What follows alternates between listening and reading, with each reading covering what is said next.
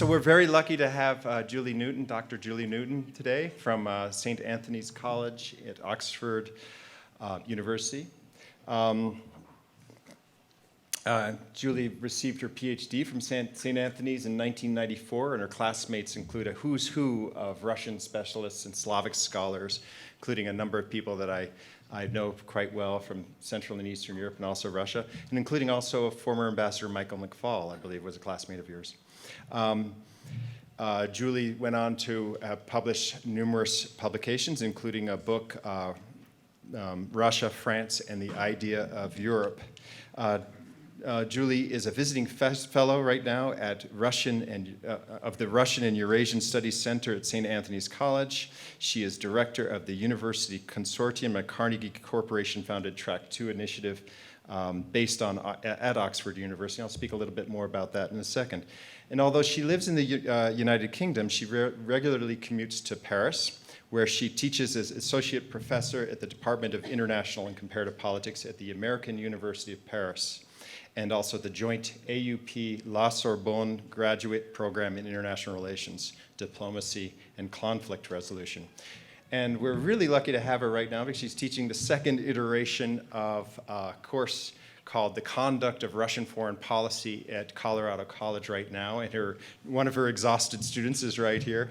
I've taught this class with her 2 years ago, and it truly was one of the most remarkable experiences of my teaching career to have her as as a co-teacher. And for this reason, I was not surprised at all to find out that she won a teaching award at Oxford back in 2006. The CC connections continue. Her husband, Mark, was a teacher at the Colorado Springs School way back when. I think taught everything, coached sports, and I even heard drove the bus. All right, a little bit about Julie's current experience with the Carnegie Corporation. One of the reasons that makes her such a riveting and exciting teacher in class is because she has been, for the last 2 to 3 years, working with the Carnegie Foundation to bring Russian academics and American academics and English academics together, as well as graduate students, to create a real, true, parallel, citizens-based, academic-based dialogue, a real language, and develop a language with these two groups who are so often conducting what the French would call a dialogue de sourds, or a dialogue of the deaf, to get them to speak a common language and at least to understand basic concepts together. And that's absolutely crucial because at this point, the Russian and the Western academics are living in two separate worlds, and we'll hear a little bit more about that. And to actually have a group, and a significant group, of well-trained, highly placed academics on both sides of the divide, the growing divide, unfortunately, who can speak the same language, who know each other, who have each other's emails and phone numbers, and actually can create a real, true, meaningful dialogue using the same language and terms that mean the same thing in both sides, is absolutely essential to the long-term health of East and West relations. And sadly, Julie is probably one of the only people doing this in the world right now, and so her services to international peace and cooperation are absolutely vital. And so with that lead up, I'll invite Julie up to talk to us. Thank you.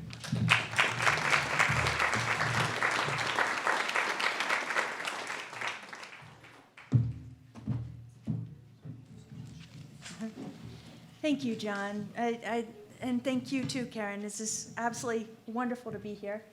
And I appreciate such a warm and welcome introduction. I'll find any excuse to talk about U.S.-Russian relations and to talk about Russia as well, a country that I've been studying for almost 35 years now, both starting in college the way some of my students now are going to embark on Russian studies. So, my hat's off to you. It's important. We all need to do it. We need better understanding of Russia so that we can, I think, work on this very important relationship in a time that is very worrying indeed. In fact, that's the subject that I really want to address today, is just how dangerous and worrying the moment that we're in today is. In fact, most serious experts in both the United States and in Russia today believe that we are at the lowest point in US-Russian relations since the 1970s. There are some who believe that we are even at the most dangerous point since the Cuban Missile Crisis in 1962. The President of the United States expressed a rather different view last Thursday to this when he tweeted, quote, "Things will work out fine between the USA and Russia. At the right time, everyone will come to their senses and there will be lasting peace." Now, yeah, I agree. It would be wonderful. It would be wonderful. But it is very difficult indeed to imagine lasting peace anytime in the near future. In fact, the reality is that Russia and the West have returned to Cold War. But not the late part of the Cold War when there were de facto rules of the game, such as in the early to mid-1970s and afterwards. Instead, we are back to the early part of the Cold War when there were no rules for controlling confrontation. And if we are honest, we will admit that this situation, which has lasted since March 2014, is far more dangerous and costly than anyone appears willing to say out loud. The Bulletin of Atomic Scientists Nuclear Clock, a measurement of how close we are to nuclear conflict, is today at 3 minutes before midnight, a risk not matched since the darkest days of the old Cold War. Indeed, this confrontation between Russia and the West will complicate every major issue of national security for the United States and for our European allies. And it will complicate finding solutions to all major challenges facing us today. In fact, there is not a single US interest from managing the rise of China without conflict to controlling the proliferation of weapons of mass destruction, not just nuclear, but even conventional, to eradicating Islamic terrorism, to mitigating conflict in the Middle East and Asia, to controlling competition for the resources in the Arctic, and to dealing with the fallout from climate change. There is not a single one of these issues that can be resolved without Russia's involvement or help, for better or for worse. So Russia matters. It matters far more than the sum of its parts.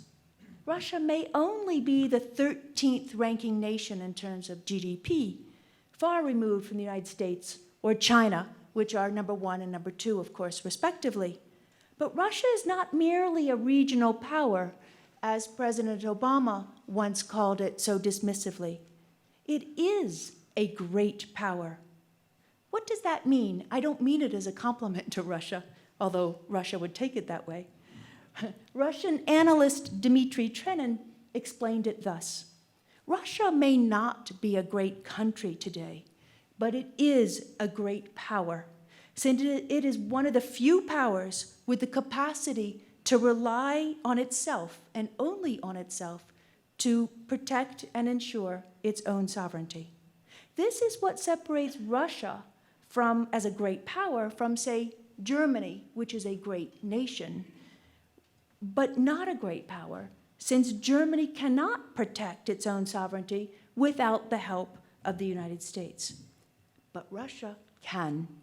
Moreover, Russia is pivotal, as recent events in Ukraine and Syria show. Russia can deeply affect international relations. In fact, Russia is pivotal by virtue of its colossal size, its geographical position, its military power, and political rank. It sits astride the most volatile countries in the Middle East, including Syria, Afghanistan, Iran, and Pakistan, and has become deeply involved there, as we know, over the last 2 years.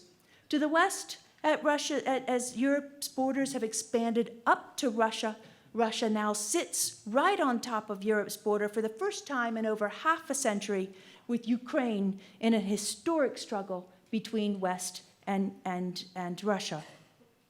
Your map, I think, we'll go over some of these maps in just a little bit, but in the east, Russia has the longest, most disputed border, or historically disputed border, in the world. And that border is with energy-hungry and land-hungry China, which used to control the territory that is now in Russian hands. In fact, there are many Chinese grandmothers that still refer to the lands in the Russian Far East by their Chinese names.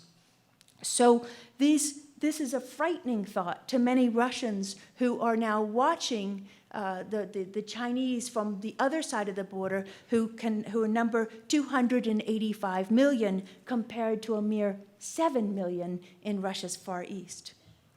Militarily, Russia still has the second most important nuclear weapons arsenal in the world, with 15,000 weapons and more deployed nuclear warheads than any other country in the world. And a new nuclear weapons and conventional weapons spending spree that is underway that has impressed even all the militaries on the world and has absolutely shocked the United States military as a result of their impressive performance in Syria. And finally, Russia is the gatekeeper of Europe's energy supplies, controlling more than 1/3 of all the gas and oil that Europe consumes. And the most recent reports show that as much as Europe has tried to diversify and be less reliant on Russia, that is not going to be possible. The alternatives are far too expensive, and they aren't nearly as attainable, and Europe is now stuck using Russian gas. And of course, Russia is the second greatest producer in the world of natural gas, and the third greatest producer in the world of oil.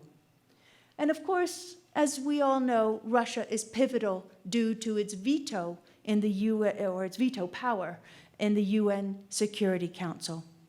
So as a result of all of this, what Russia does, both at home and on the world stage, can even tip the balance of power in international relations, even though at the mere material level, Russia may not seem as important as at just the granular level. But Russia is far more important and far more impactful than the sum of its parts. So at the moment, when the future of the international order is suddenly shifting and changing beneath our feet, or as we sit here in this room, and the future of the liberal order seems to be growing cloudy, Russian and US leaders have very serious choices to make. They are choices of far greater importance than either seems to realize.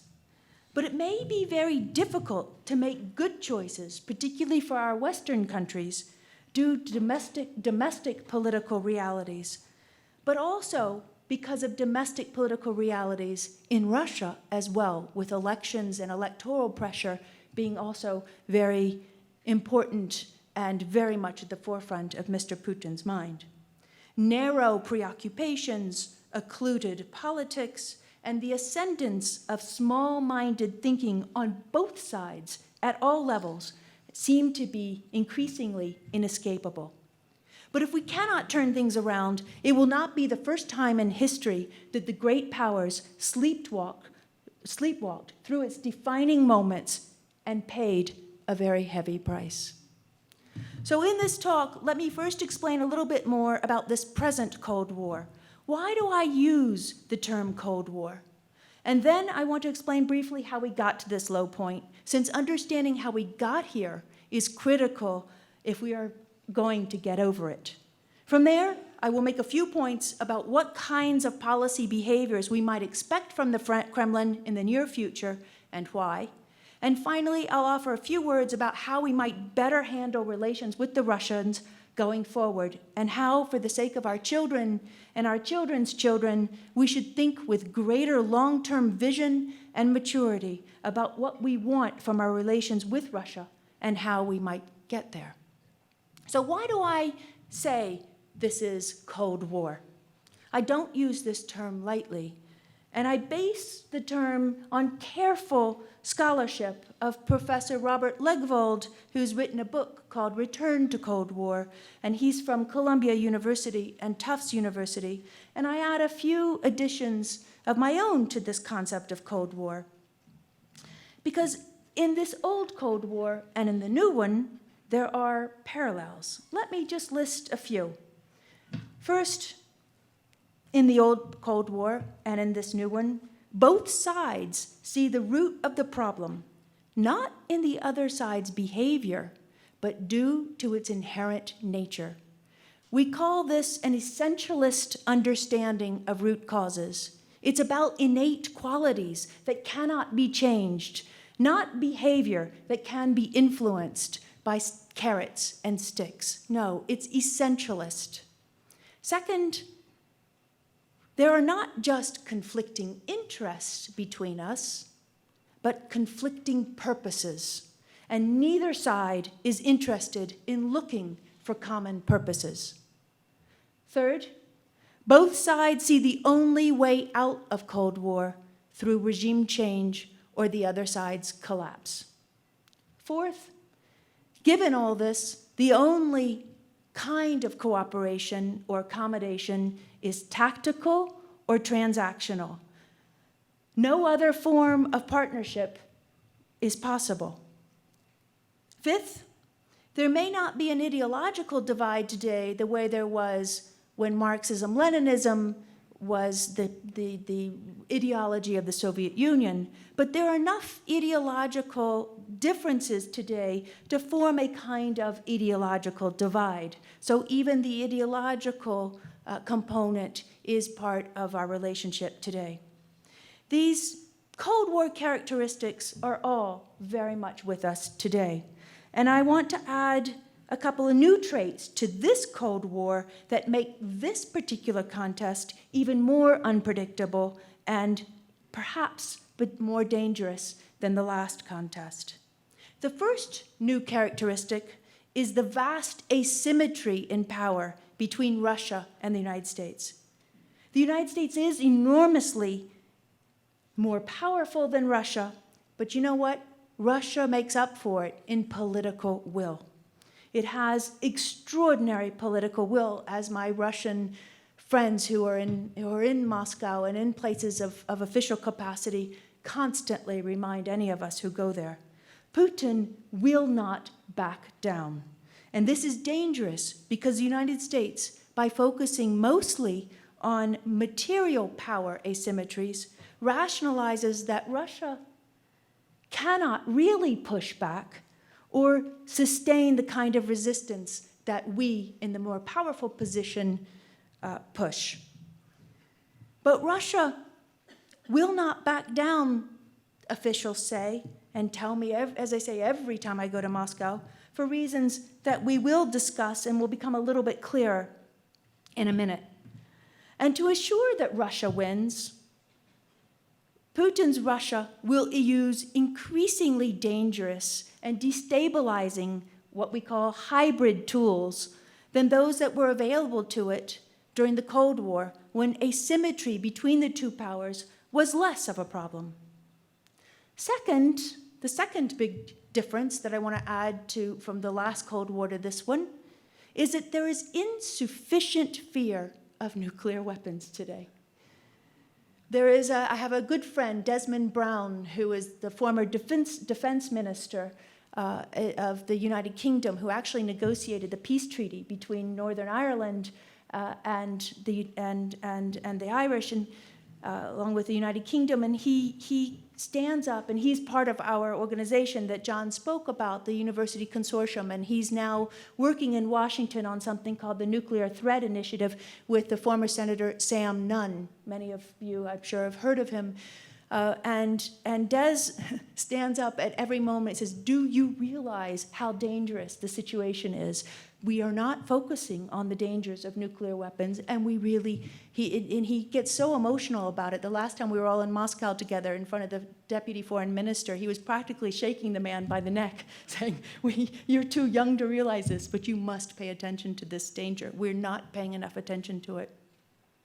In fact, he claims, as do others, that Russia is being treated as if it were not the world's second most powerful nuclear weapons at all, which is indeed foolhardy, especially when Mr. Putin is willing to saber rattle with his nuclear weapons. Third, making matters worse, respect for the other side today is exceedingly low, unlike during the Cold War, when the two sides genuinely did respect each other's power. Today, in Russia, the United States is lampooned and mocked, while in the United States, Russia is demonized. This mutual lack of respect, together with our lack of concern for Russia's nuclear arsenal, is a very worrying combination.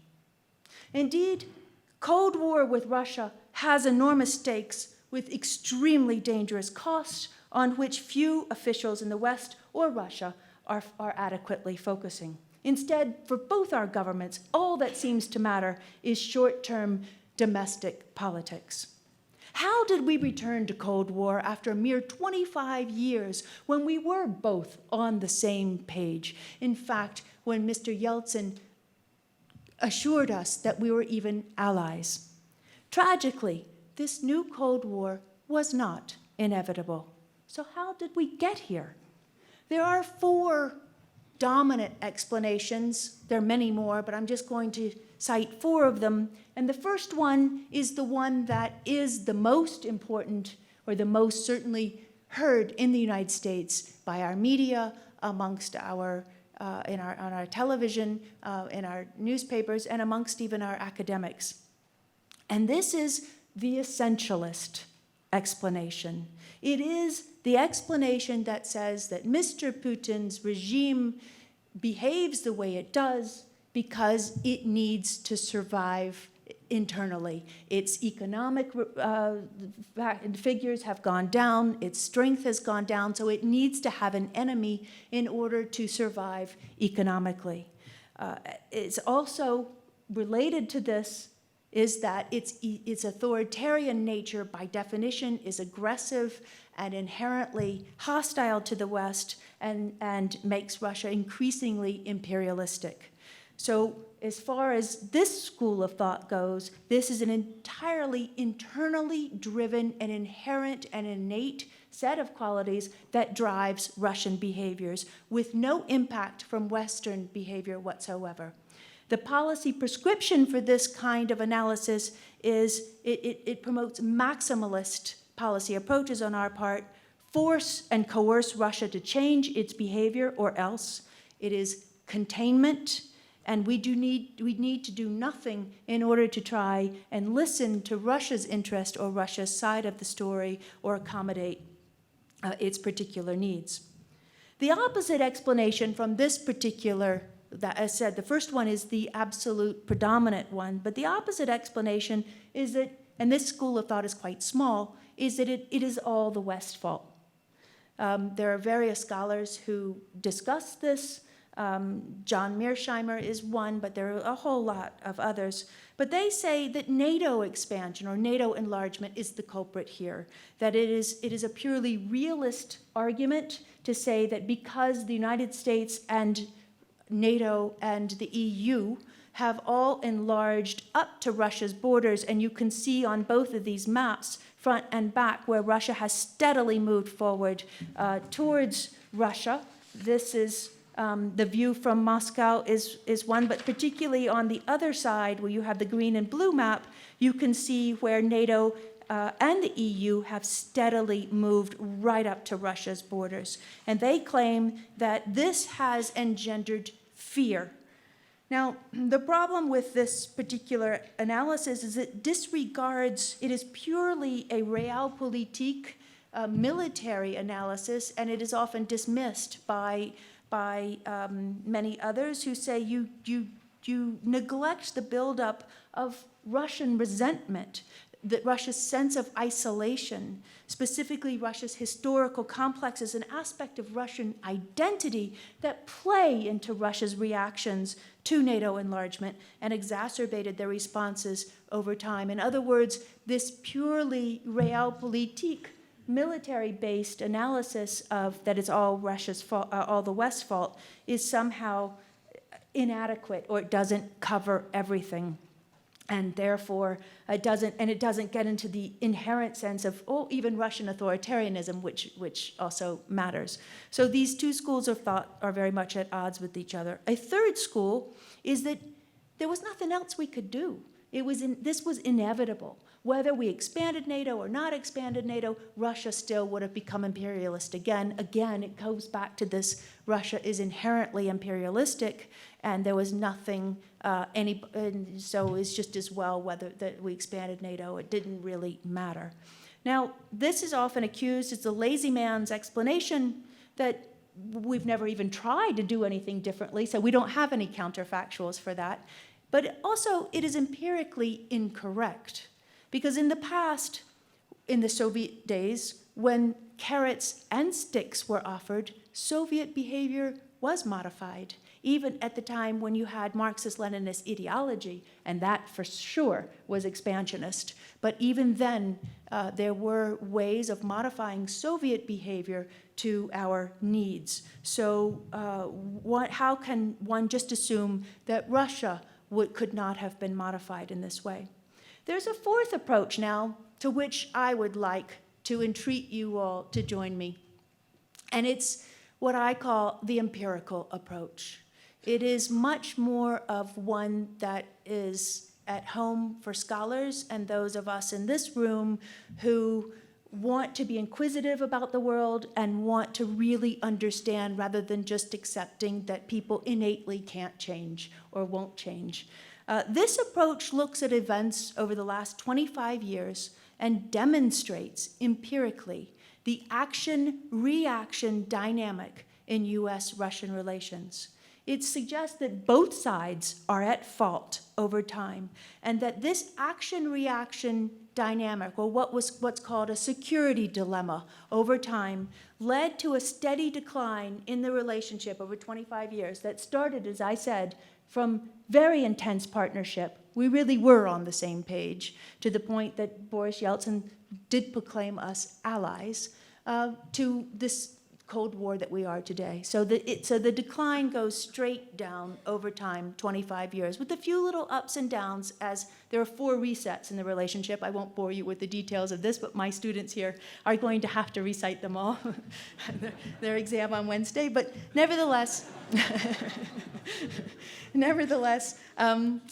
suffice it to say that the general curve, the general trajectory of the relationship has gone down. And what's interesting about this empirical research is that there is a correlation, and it's not just correlation, it's also causation, that as the US and Russia engaged in action-reaction for every action the United States or the West took, because Europe is involved in this story too, and Russia reacted, you also had the decline in Russian democratization. It follows, it correlates with the decline in foreign affairs.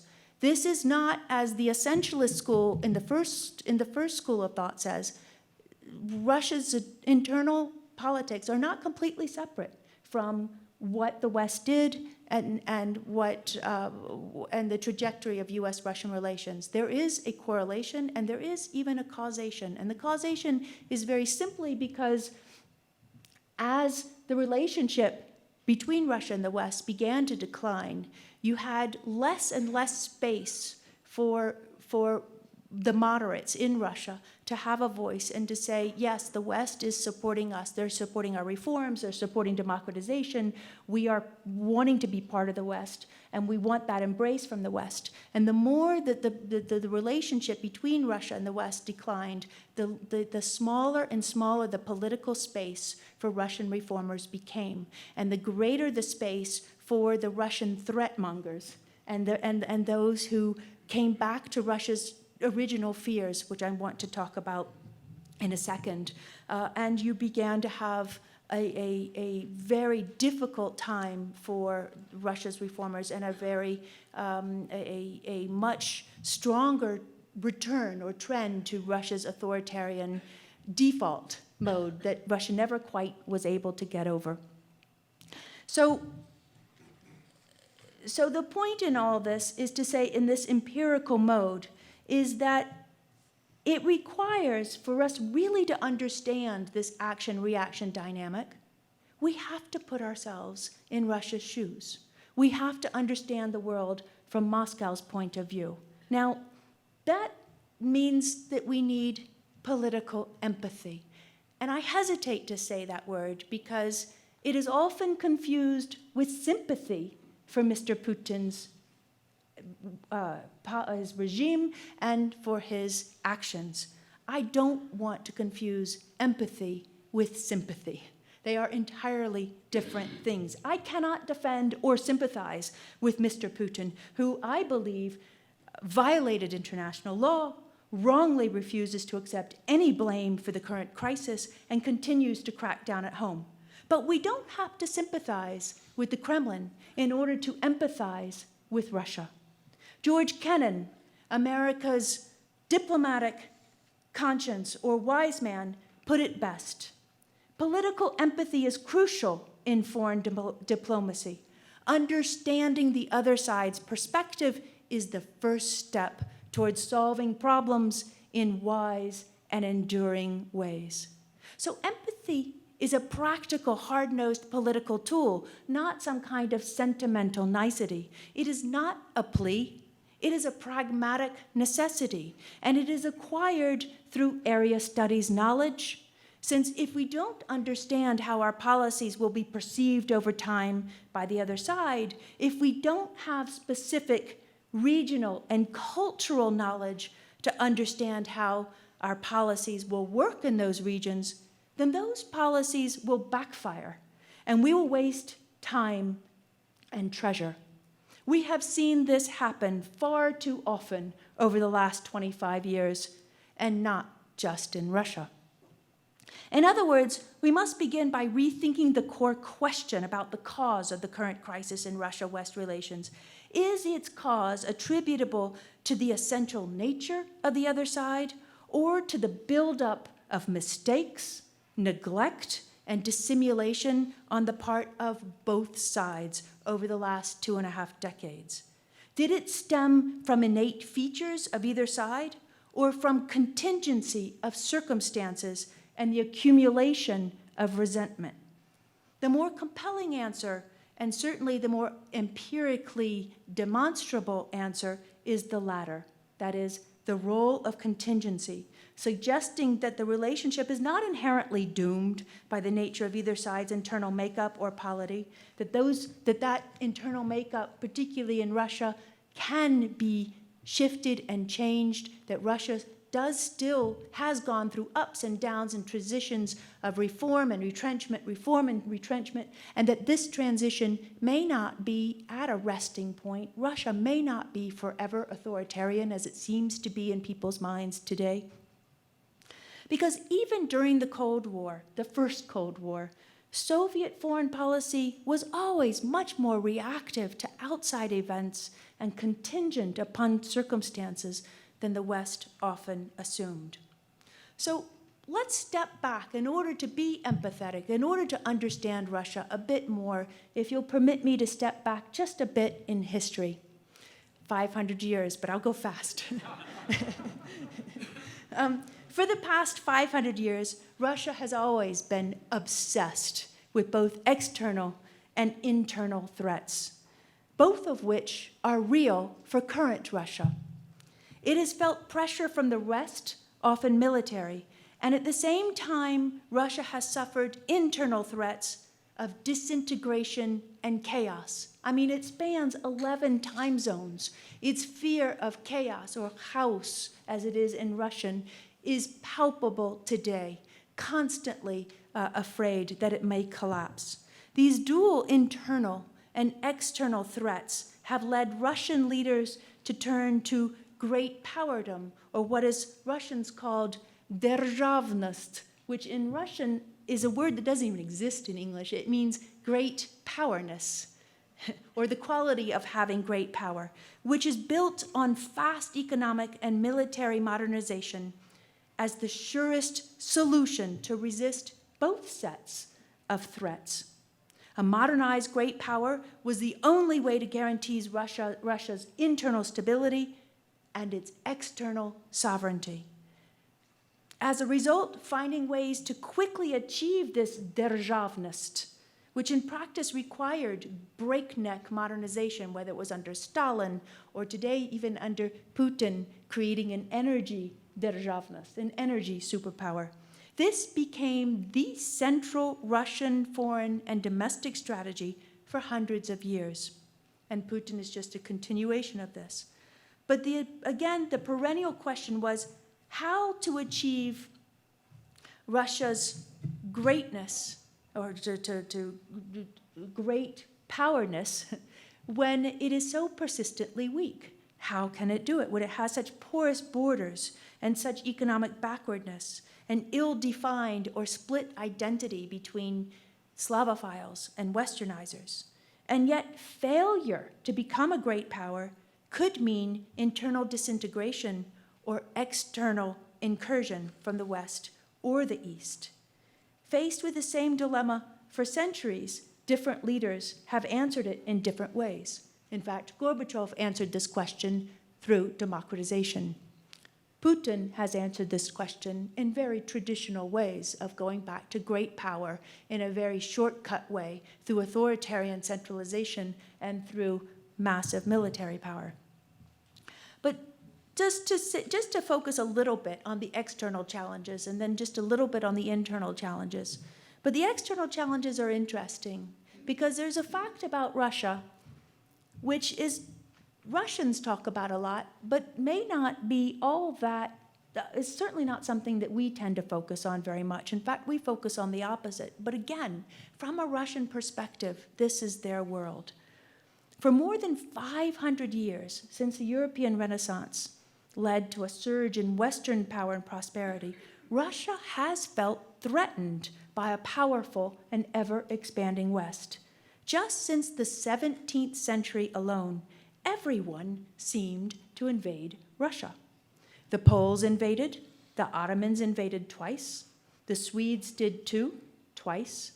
The Prussians attacked, so did the French, British, and Germans, twice. All of them invaded Russia. According to Marshall Poe, an eminent historian in the United States who is extremely well published and well known in academic publications, no nation on earth, he has counted, has faced such continuous and deadly military pressure as Russia has. Now, of course, Russia and Russian leadership has often initiated military action itself. I mean, just ask the Balts, the Poles, and the Ukrainians about that. They'll be very quick to remind you of Russia's aggressiveness. But more often than not, or in Russian eyes, its own offensive action was a defensive action, reaction to some perceived external threat. And yet, despite the huge odds against it, Russia succeeded every time in resisting Western pressure, whether that pressure came from Napoleon or Hitler, or in this particular case, NATO enlargement. In fact, Russia is the only major country in the world to have resisted being colonized or occupied by the West. And they are extremely proud of that fact. And it's one of the core definitions of sovereignty in Vladimir Putin's mind. Today, that preoccupation with external threats comes in the form of resistance to continued NATO and EU enlargement into the former Soviet space, and resistance to what Russia calls colored revolutions in its space, and the threat of Western ideas as a weapon threatening Russia's internal political stability and cohesion. Now, of course, they define stability and cohesion in authoritarian terms. Nevertheless, for them, this kind of stability is a guarantee against collapse. And that is the second set of internal threats that said that because Russia was so big and so porous and so really had so many different kinds of peoples across its lands that it had to be a great power, a держава, in order to be a power at all. In other words, greatness is a survival strategy for both, to resist against this collapse and also Western incursion. So this is Putin's national strategy. It is a great power strategy. It's not some kind of complex for which, well, sometimes I think we just put Russia on a giant international couch and have massive therapy. But in fact, it's not just some sort of psychological complex. It is indeed a survival strategy. And it is Putin's strategy. And what's interesting about this is that you can also see the correlation in this. The more threatened or isolated, and this is a key word, isolated from the West that Russia appears to feel, the more Russian officials stress great power acquisition. And you can see it as Putin begins, as he comes into power, and he doesn't use great power in the very beginning because he's trying to push integration with the United States at the level of fighting international terrorism together. He even suggests that Russia should become part of NATO. There's not much talk about great power. As soon as they begin to feel that this is not going to work out, that the disappointment with any kind of entente with the United States is not going to work out, you begin to see the words, and resentment, when you begin to see more resentment, you begin to see great power come out more and more. And of course, today, great power is everywhere in Russian official documents. Now, the point that I'm trying to make here is that without understanding what we're walking into, our actions of enlarging the liberal sphere, the liberal international order of NATO and the EU in a rather rational way. I mean, this is the continuation of the liberal order that we began to build up, or the continuation of the end of the Cold War. But by doing it in the way that we did, our actions managed to exacerbate both Russian perceptions of internal and external threats. Let me just give you 3 sets of examples. We have the first one, and I'll be very quick about this, just give you a couple little examples because I want to get to the present very fast here. The first one is in 1993, where Jim Goldeiger, who was one of the policy makers at the time, was with Warren Christopher. And it's interesting, he was with Yeltsin and Kozyrov when they decided to, right in advance of the 1993, there was going to be the NATO summit a few months later, and they proposed something called Partnership for Peace, about which perhaps many of you know.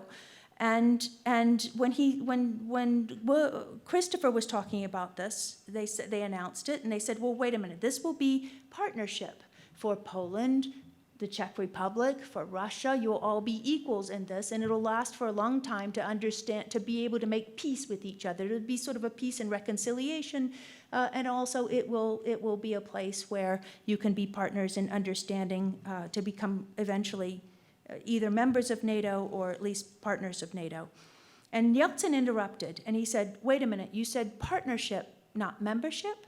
And he said, so you're offering all of us equal partnership, but you're not going to take some for members and others not. And he said, this is a brilliant idea. This is a stroke of genius. Because he said, you have solved the problem of European security because we've kicked this concern about dividing Europe in two down the road and created a place where we can build European security all together. 1 year later, hardly before the ink was dry on the Partnership for Peace, Clinton announced to President Yeltsin that NATO enlargement would take place, that Poland, the Czech Republic, and Hungary would become members of NATO. Yeltsin glumly responded that a cold peace had just descended upon the Euro-Atlantic region. Russia, he said, would not do well with isolation after everything it had given up to become part of the West. Now, reflecting on this moment when NATO enlargement began, George Kennan, again, I think America's foreign policy conscience, said, quote, I think this will eventually bring about a new Cold War between us. I don't know how long it'll take, but I think the Russians will gradually react quite adversely, and it will begin to affect their policies. There was no reason for it, since there was no evidence of any threat from Russia. In fact, it'll simply reawaken their aggressive behavior. The tragedy is that it shows so little understanding of Russian history and Soviet history. So of course there is going to be a bad reaction from Russia, and when it happens, the NATO expanders will say that we always told you that is how the Russians are, but this is just wrong. Now, this goes on. You have Javier Solana in 1998 walking with Yevgeny Primakov. Solana was the General Secretary of NATO, and you had Yevgeny Primakov in 1998, who was the foreign minister and then prime minister of Russia. And Primakov says to Javier, he said, "We are friends, Javier. We are good friends. We've been friends all along, and I have something to tell you. You have been enlarging NATO up to our borders for years now. And now, if you continue to move east and go into the former Soviet space, there is no Russian leader who will tolerate this. No Russian leader." This is in 1998, long before Putin. "I don't care who he is, he will not tolerate your going into Ukraine or going into Georgia." He said, "I, Yevgeny Primakov, I'm half Ukrainian. My wife is Ukrainian. Ukraine is the birthplace of Rus, and it is the cradle of Slavic civilization, and this cannot stand." Well, of course, I won't go into the details of how it happened, but of course, in 2008, we gave both Ukraine and Georgia a membership action plan to both of these countries, and then took it back and said, well, we won't give you the membership action plan exactly, but we will promise you will be part of NATO at some point. And then the war in Georgia happened as an action-reaction against this. And it is very much within the context of NATO enlargement that one must be able to understand the Russian actions in Georgia. There's another set of problems that the Russians see, and that is the United States' unilateral disregard for international law. That's not using the UN, which is, as I said, the only place where Russia has a veto or has a pillar of great power besides its military. So the idea of disregarding the United Nations in order to act unilaterally is something of great concern, because Russia feels it has no way of affecting or influencing the interest of greatest importance to it on its border. Now, we know that Iraq is an example, Kosovo is an example, there are others, but that's the second set. The third set of concerns for Russia, again in this action-reaction, and there are many, many, many instances of all these, is Russia's concern for regime change at force, which they call colored revolutions. The Rose Revolution, the Orange Revolution, the Tulip Revolution, the Arab Spring, Bolotnaya, which was called the Snow Revolution in 2012 in Moscow. Somehow, especially as Russia has become more and more authoritarian, it seems to see the hand of Washington behind all of these acts. And there are, whether Washington has been there or not, there are reasons Washington has often celebrated this, and there are times, particularly in the mid-2000s, when Washington certainly didn't make it very easy for Washington to deny that it had a hand in trying to promote regime change across Eurasia. So this gave the impression, I'm not saying that it was, because I don't believe that it necessarily was, but it gave the impression of American malign intentions in Eurasia. And this led to the idea of Kiev today, Moscow tomorrow, Tahrir Square today, Kremlin Square, Red Square tomorrow. Nevertheless, all of these things, the enlargement of the West up to Russia's borders without taking Russian interest, or its fears of isolation, its fears of an external incursion and internal collapse into consideration, the U.S.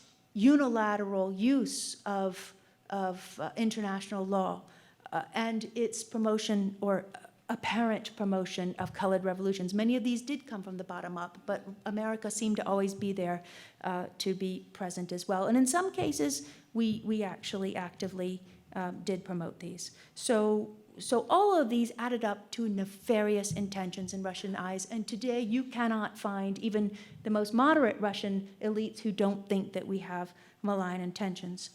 This all adds up to 2013, when the EU threw the match on this pile of kindling by extending to Ukraine and to Georgia something called the Eastern Partnership, something that was called a free and comprehensive trade agreement. And I won't get into that, certainly if anybody wants to ask about that, but the point is that then suddenly, and that whole thing, that whole Eastern Partnership from the EU was managed by Poland and Sweden, two of the most anti-Russian members of the EU, apart from the Balts. So it looked suddenly like you had the United States and the EU in cahoots in a geopolitical project to encroach or to somehow march up to Russian borders. And the idea that this somehow seemed unstoppable. The two of them together made it look like a geopolitical project that was very much meant for some, if not regime change in Russia, certainly NATO expansion into Ukraine and to Georgia. And so Putin pushed back. And they call it an offensive, defensive move. And they often use the Cuban Missile Crisis as a parallel and said, what would you do? Look what you did in the Cuban Missile Crisis. It felt very much the same to us, and we had to repulse the invader. Now, once again, because of the asymmetry in power, Putin chooses means that are both illegal. This referendum that he had was illegal, and also hybrid warfare, and we can talk about that. But, and of course, so this is for Crimea, and seizing Crimea in Putin's eyes and in Russian elites' eyes, because he's enormously popular, even among the moderate elites, said we had no choice. We had no choice but to do this, because it was about restoring the status quo against a revisionist United States. In Russian eyes, it is the United States that is the revisionist power. Whether we agree with that or not, and to a large extent, I don't necessarily agree with that, but this is the way it looks from Moscow. And they were going to use hybrid warfare or any means possible to overcome this. So the ends have always justified the means, and the ends are about protecting the Russian state at all cost, which is about protecting Russian sovereignty against both internal and external threats. Now, the West is not the only thing at fault. I want to emphasize over the last 25 years, the Russians, and I often tell this to my Russian colleagues, you're so busy blaming us. Look at what you should have done. You were so focused on NATO enlargement. Why didn't you go to the Poles and the Czechs and the Slovaks? And why didn't you make peace directly with them? Why did you wait till 2010 to try and make peace with the Poles? And that's where your security would start, and the Balts. It's not going to start with making some sort of détente with the United States just because that is where your great power lies. Why didn't you make power with the Poles? And sometimes you get a shrug, but from the liberals you get, yes, that was our great mistake, is not to make peace with our immediate neighbors. The other ones, of course, was that Yeltsin, right from the very beginning, began to make serious mistakes towards autocracy. And, for example, he shelled his own parliament. Wouldn't it be nice, I think, for some of our leaders in the West if they could shell their parliament? I know a few presidents who might like to do that. But the point is that the United States exacerbated all this, which has allowed it's allowed Putin to use the United States today as his chief boogeyman in order to rally his country around the flag at a time when the economy is down. He is using this opportunity. He is a chief opportunist. But this internal driver of this is hardly the sole cause of Putin's anti-American and revisionism. It is this action-reaction dynamic that we got into and heedlessly planted these malign seeds, these malignant seeds along the way that allowed Putin to use us and turn us against ourselves. Very quickly, what are the results of this situation? if I may. Do I have a little bit more time to do to finish up here? Bob? Yeah? Okay. So the first thing is, what's happened with this? Russia left the West, and it's strategically pivoted towards Asia. It is now the partner of China. They have left the West. March 2014 was a turning point. They have now left the West, at least for the foreseeable future. And it's close partnership with China. It's not an alliance, but it's adding up. Once again, opportunistically, it's adding up to something. And this Cold War with Russia has meant that economically, China has now replaced Germany. It was the Chinese who laid the electrical cables, underwater cables to Crimea, not the Germans as it used to be. It is now the Chinese who have supplied all the telecommunications and are beginning to supply a lot of the technology. Militarily, it's even more frightening. The Russians now have supplied the Chinese with very important weaponry, which now the Chinese are able to use in the South China Seas and in the East China Seas, and that the Russians before had been too frightened to give them, and they didn't want to give them. They were worried about the tensions with China because, as you all know, Russia and China have had their own set of tensions. But after March 2014, that's it. And they shut off the West and were willing to take a gamble on China. In addition, they're now working together in a kind of ballistic missile defense. And when you work on ballistic missile defense together, you really do become military allies. So the idea of Russia and China becoming military allies against the United States is something that I want you all to consider. Now, the other thing, we can talk about more of this too.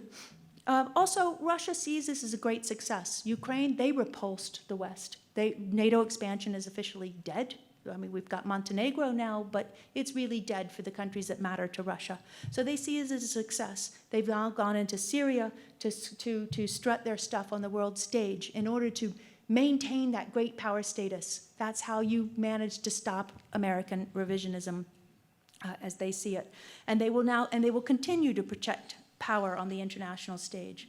So what next? What behavior might we expect from Russia today, and what should we do about it? I think it's going to continue this way.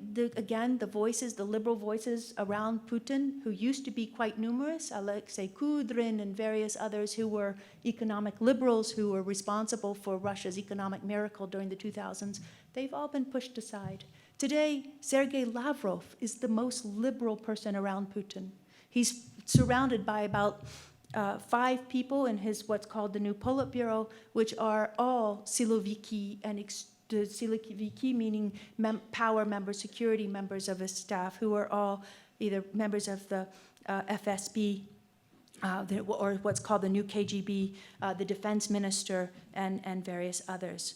They're all intense hardliners and nationalists. The liberals are still around, but there's not much room for voice to give them voice. There's the relationship between Russia and the United States is so bad that it's hard to give them voice. So the Kremlin is leaning towards sticking with China. When I was there not long ago, I asked, so we have this new triangle between Russia, the United States, and China. Why won't we, are you considering doing what Mr. Trump would like to do and what Henry Kissinger has advised you to do, and Tom Graham, who runs the Kissinger Associates, suggested, that is, be our partner again. Be the United States, Nixonization in reverse. Why do you want to be the junior partner of China? Come back, we can do much more together. Let's start another reset and do this again. They said, we don't trust you. And it's much better for us. The worse relations are between China and the United States, the better for us. So we will do everything we can to make relations bad between the United States and China. And I said, well, what does that mean? How can you be helpful to China? The asymmetry in power is too great. And he said, well, the feeling is that we'll tie down the West, the United States in the West. That means no resolution of Ukraine, continued arms race in the Baltics, frozen conflicts everywhere, no resolution of anything. I said, Dmitry, is this really on the agenda for the Kremlin? And he said, I'm afraid it is. In short, the return of strategic rivalry among the great powers, in this case China and the United States, will indeed be transformed into some destructive configuration if this standoff between Russia and the United States continues to harden. And this great power rivalry will lead to great power irresponsibility, and great power irresponsibility will further undermine global governance, particularly at the core tenets of the liberal international order, that is the territorial integrity of states, equal sovereignty, and relatively free economic exchange continue to erode. But it's not too late not to pull back from this situation of this Russia-China U.S. strategic rivalry. And what do? Well, my suggestion is, first of all, I think we need to be more pragmatic and listen to the other side. We must stay away from maximalist demands that are either impossible, impractical, or have no bearing on reality. We must stop giving ultimatums. And when Mr. Tillerson was there in Moscow last week, and he said to the Russians, he said, you either come with us, or you stay with the Iranians and Assad, and that's all there is to it. The kind of ultimatum that President Kennedy would never have dreamt of giving Khrushchev in 1962. Quite the contrary, but we did. And then he said, Assad cannot stay. Now there must be regime change. What is astonishing about this is that the Russians are looking for a way out. There was a secret envoy to say, we need a political solution in Syria. You can be the bad cop. It's not so bad that you've bombed these runways and things, but you can be the bad cop. We can work together to transition. Please use the word transition away from Assad. They don't like Assad too much either. However, they're there. They need to get out. They don't want to stay deep in it. And Dmitry Kennan, one of the sort of spokesmen in some ways for what the Kremlin is saying, even wrote an article saying this is an opportunity for the United States and Russia to work together. So I think if we're able to think long-term and think a bit more wisely about how we can find ways of offering carrots and sticks and thinking about what each side needs, and rather than giving ultimatums and maximalist and thinking essentially about the other side's behavior and stop using these as domestic political tools, we might be able to move forward. But I would close with just one thought, and that is that these are not just ideas for the future. I think it is no exaggeration to say that world peace is truly at stake. We just did a simulation today of how a conflict, an accident, can lead to the possibility of true, genuine conflict between these two nuclear powers. And I think we'll be lucky if we realize that the stakes are too high and the costs are simply too great to continue putting our heads in the sand. So thank you very much. I'm sorry I've gone a little bit over, I think, while we talked about this. So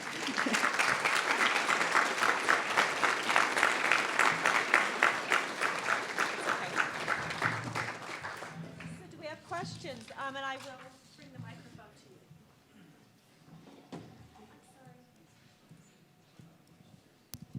you. A great presentation.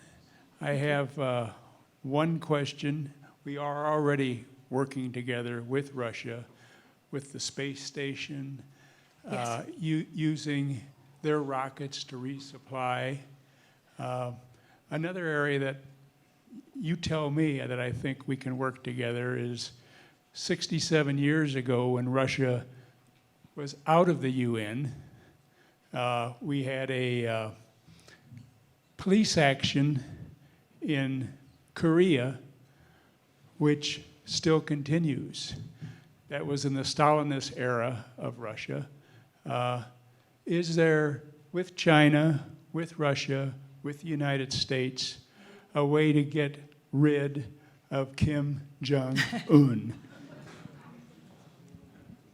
Yes, there is certainly a history of a lot of cooperation, and many people point to the space station as one of the bright spots where politics don't intervene, and we continue to, our astronauts continue to work together very happily and successfully, and that is something that could actually become a way to get to spread that kind of cooperation and to use it as an example. That's other thing that I think the Russians and the Chinese and the Americans share together. But what is so difficult now is that it is so caustic for the Trump administration to do anything together with the Russians for domestic political reasons, that any kind of collaboration is almost dead on arrival. And that's what's really worrying, because these are the kinds of serious international problems where we need collaboration among the great powers. But because of our domestic political problems, we're unable to achieve it. And that's what's worrying me, is that we're going to need somehow, some way, and at one point I was thinking that Mr. Trump understood this, and maybe that he could use the bombing of Syria as a way of saying, okay, let's find a way to work together, but then gave him an ultimatum which won't work with the Russians at all, you know. And so to use the possibility of bombing their way back into the scene on Syria and putting the Russians kind of in their place. I was hoping maybe he put this domestic problem behind him to deal with the real issues that are so frightening for all of us. But I don't see a lot of evidence of that yet, unless someone knows something about the last couple of days that I don't. Yes, with the Chinese. Yes, yes. That is a happy thing and quite surprising. And I don't think the Russians are too happy about that, actually, based on what I was just telling you that is going on in the Kremlin, that they're counting on U.S.-Chinese adversarial relations and playing as a spoiler in the margins, unless we give them opportunities not to be. Next question. Do we have a student? Oh, here. Just want to ask you about political empathy. It's not just between two nations, it's within a nation. Political empathy is lacking everywhere. Can you account for that lack of empathy, that, you know, we see things black and white, we don't want to see the gray. The complexity is foreign to us, we don't want to understand it. Can you speak to political empathy and why it's sort of pervasive everywhere, not just between US and Russia? I don't want to diatribe on it, it seems to be pervasive, so. That's, I think, worth a doctoral dissertation. I think it's a very profound question, and I don't have the answer to that. I wish I did, but I totally agree with you that it is endemic between nations, within families, perhaps. But I do think that there's something about the polarization of our own political system which has helped to exacerbate our own incapacity for greater empathy. And I don't know the role to which social media has played into this. And the way the media has responded to it. It seems to be so complicated. And with so many different drivers. Again, I think we need to get into the empirical mode in order to think about that. But I wish I had a better answer for you. But I do think that you're spot on in saying it's something that we need to think about.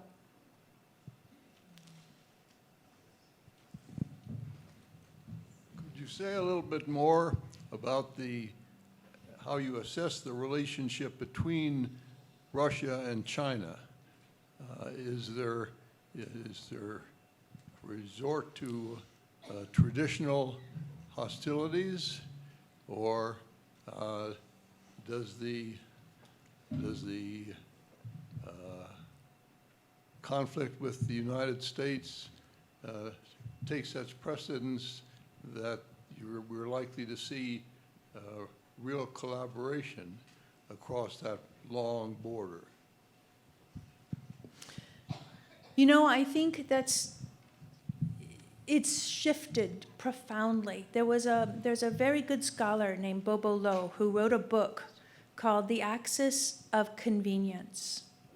And he and many others said that there were so many problems, as you indicated, in the relationship that weakened the relationship and made it something that we really shouldn't worry about as a strategic alignment that was in any way a threat to the United States or the West, that it really was just an axis of convenience. That the Chinese were not even looking at the Russians as being equals. and that this was something that the Russians wanted to use, but that eventually they're both so wary of each other that it wouldn't become anything other than a close partnership, so we could dismiss it. Bobo has changed his book title, and he's called it a wary embrace, and now he's just thinking about calling it the embrace. And that's the history of the relationship over the last little while. And as I said, the turning point was March 2014. When Russia left the West, they headed east. And heading to Asia meant that they could avoid sanctions, or that they could overcome sanctions, and that's one of the ways in which they have. The Chinese have not invested in Russia the way the Russians wanted. Nevertheless, they have worked with the Russians in these mega infrastructural projects, which have helped and have pumped some money into the Russian economy, which has helped. But the real thing is that what worries me is that it's an opportunistic partnership that is becoming, it's not a strategic alliance, but just by accretion, it's becoming a closer and closer alliance. And then they're both going to wake up, we're all going to wake up, and the Russians and the Chinese will be in a form of military alliance. And I think given the kinds of very serious weapons that the Russians are selling to the Chinese now, and that the way that the Russians and the Chinese are working together on this thing called THAAD, which is a kind of ballistic missile defense, and it's in Asia. And that is a very intimate form of military collaboration, which is just a step before military alliance. The idea of the Chinese and the Russians being in a military alliance is not something that anyone would have predicted, and it's not something that even a lot of Russian elites want, but they say they've been pushed in that direction. And they will it could become that way just because of an opportunistic, unless I think it's in our power to help slow it down. And that's where Kissinger advised Trump, and then also the man who was going to be our ambassador, a man named Thomas Graham, who's number 2 at the Kissinger Associates, under Mr. Kissinger, of course. They went to Moscow and said, don't be China's junior partner. Let's work together with the Japanese and be a balancing power against the Chinese, but not necessarily in an adversarial way, but just to balance them, and then we can work together more in partnership. For now, the Russians have declined. Absolutely said, no way, it's not in our best interest. So I see this partnership growing more and more strongly, increasing just through opportunistic accretion. Hi, thank you again for speaking to us. My name is Elena. I'm from the United States Air Force Academy, and my question is in regards to the EU and kind of the nationalistic tendencies we're seeing from the countries currently, and kind of the weakening of the EU. Do you see that as beneficial for lessening tensions with Russia, or do you see them capitalizing on that and kind of trying to come back into these Eastern European countries? Populism in the European Union, and whether Russia is capitalizing on that, yes? That is the case. They will, as I said earlier, at this point, it's a complicated thing. On the one hand, believe it or not, the Russians want order. They want stability. They appear to be a revisionist. Part of them are revisionist and want to sow discord everywhere, just like weakening Hillary Clinton if they can. But the idea of overturning the whole system is anathema to them. So if they can, and they don't want to overturn the European Union, because if the euro falls apart, they're dead. I mean, the Russian economy is dead, right? So they don't want to weaken the European Union to such a degree that it collapses or gets completely overturned by populists like Le Pen, who will completely pull France out of it. But they want to weaken it so much that they can then have inroads. Again, this is this hybrid warfare where Putin will use every single tool at his disposition. But he is in such awe still of Western strength. They always have been. The Russians have always been in great admiration of Western strength, and until recently, a particularly American power. That the idea that they could might be responsible for overturning it, they refuse to even think of that. So yes, they will use this populism, and they will take advantage of it, and it's something I think we need to fight against and be wary of. But they're doing it not with the intention of completely overturning it, but they may wind up doing so because, be careful what you wish for. That's kind of the feeling in Moscow now today, even about Donald Trump. Be careful what you wish for. You briefly mentioned international terrorism, which certainly is a great preoccupation for the West and the United States, and which I think to some extent has targeted Russia. Why don't the Russians see international terrorism as much a threat as the expansion of NATO? They do. They would put, that's a very good question. And it doesn't appear that they do see international terrorism as great a threat. But they do. I mean, right from the very beginning, Putin was the first world leader to call George Bush when George Bush was in his bunker saying, let's fight international terrorism together. It's something that also increases Russian status to be able to work with the United States against international terrorism. So they see that as a way of gaining great power, державность, but they also have an inherent interest in fighting international terrorism on their own turf. As you probably know, the Russians' biggest minority are Sunni Muslims within Russia. And in Chechnya, where they've had 2 wars, right, there's a lot of radical Islam, and a lot of those guys went down to Syria and to fight, and then they would come back to Russia, and you would have bombs in metros and things. And recently, even though the bomb in St. Petersburg came from a Tajik Russian national, nevertheless, this idea of this Islamic terrorism coming from the Middle East and coming back to Russia, and the Russians being radicalized, or Russian Muslims being radicalized in the Middle East and then coming back, is one that worries them greatly. So they do want to, that's one of the 4 reasons that they went into Syria to begin with. Now, their first preoccupation was stabilizing Assad, because they felt that a power vacuum feeds Islamic terrorism more than anything else. Again, we can disagree with this, but this is just the way they look at this. So the first idea was to stabilize the Assad regime, no regime change, and then they can maybe transition away from Assad, but just stabilize it so that they can control Islamic terrorism. And if they could do that together with the United States, they would have liked that. So they are they are worried about it. It just doesn't appear to be when they're barrel bombing Syrian civilians. But again, it's because of the way they put it in order. Stabilize the regime, no colored revolutions, no regime change, and then they can begin to fight ISIS. Hi, I'm Henry Neff from the Fountain Valley School. When you mentioned that we're in a sort of a new Cold War, do you think that there's a way that we can avoid going further into this second Cold War? Or do you think it's something that is going to have to play its course? No, I'm glad that you found the word. That's a very important question.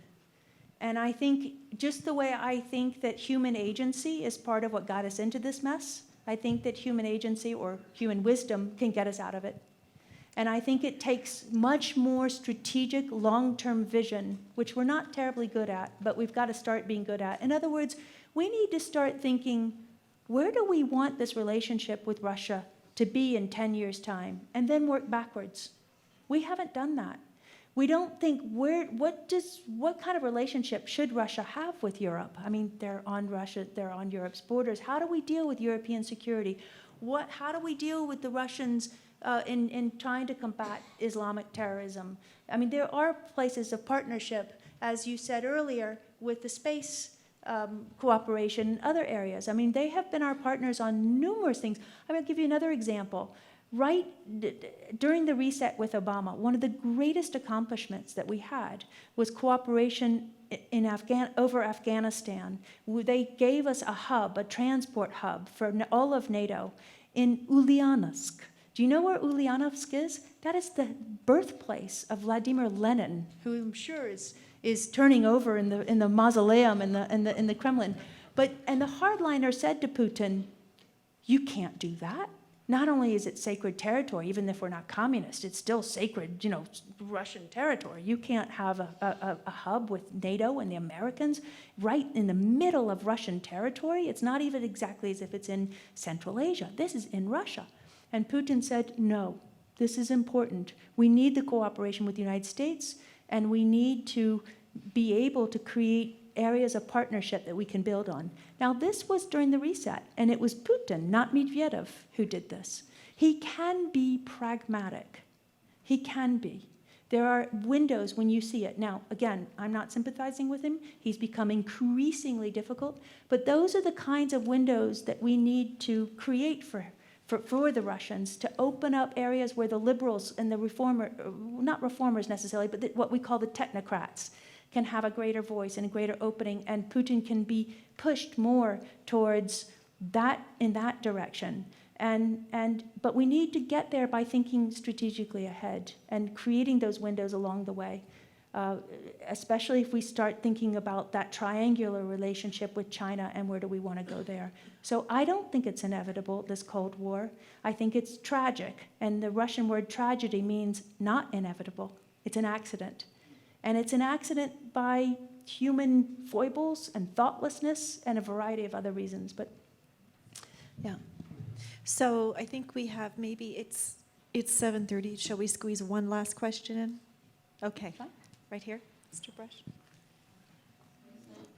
My name is Jack Brush, and the question I'm going to ask you is speculative and positive, and unfortunately it would probably take about an hour to complete it. Sort of like the one on empathy. But let's imagine it's 1944, and Henry Wallace is Roosevelt's vice presidential candidate instead of Harry Truman.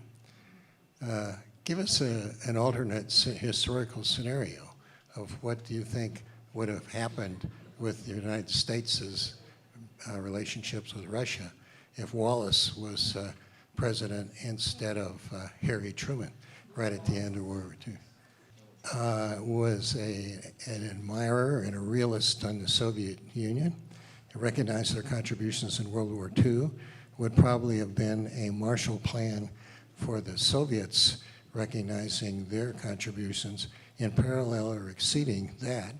It's likely we wouldn't have used a nuclear weapon, and it's likely we would have shared what technology we had with Russia instead of leading to a Cold War. I mean, what you're suggesting in this is that the Cold War was not inevitable. Yes. Where I believe this new Cold War is not inevitable, I do think there's a certain inevitability about the old Cold War. So I'm not sure whether it would have been Wallace or Truman. I think that there's some degree, it could have been attenuated in different measures. It was by different leaders. But I think that the systemic divide between the Soviet Union and the United States, or the Soviet Union and the West, was so important and ideologically driven that I don't think you would have got around by just a change of leadership. So leaders matter. Particularly they would have very much mattered in the Soviet Union, where the leader is the most important institution in Russia, most important political institution in Russia, to its unfortunate fate. But in the United States, where the leader is not necessarily the most important political institution, I'm not sure how much a change in leadership would have mattered, because, again, the systemic ideological and structural divide between the Soviet Union and the West was such that I don't see how we could have avoided all the elements of the first Cold War that I listed in the beginning of the talk. So that's the difference. It really was difficult to avoid this bipolar division of the world that we experienced from 1944 or when the Fulton speech was given, to 1989, which is the technical end of the Cold War. But this one, I think, was not, because there was no systemic or strategic divide, and that's the tragedy of it. Julie, thank you.